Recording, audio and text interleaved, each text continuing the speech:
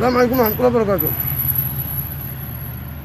هذه رسالة إلى قائد القحاب عبد الملك الحوثي، يسمي نفسه قائد الثورة.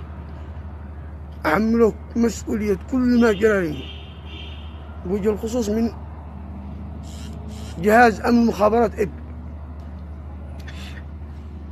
وسيتحمل ما سأحدثه أنا من عملية رد. احسبه تهديد، تحذير، أنا أفعله إنه قد تعسف واضطهاد واعتداء بدون وجه حق، بدون مواجهة.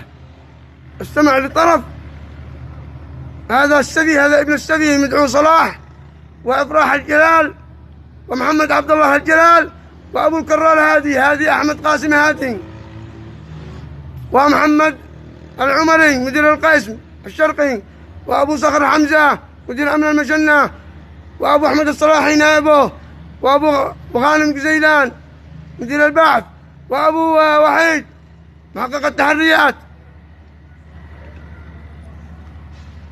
متسترين على شبكة الدعارة ومزوجينهم بنظام تنصت وتجسس ومراقبة وتتبع.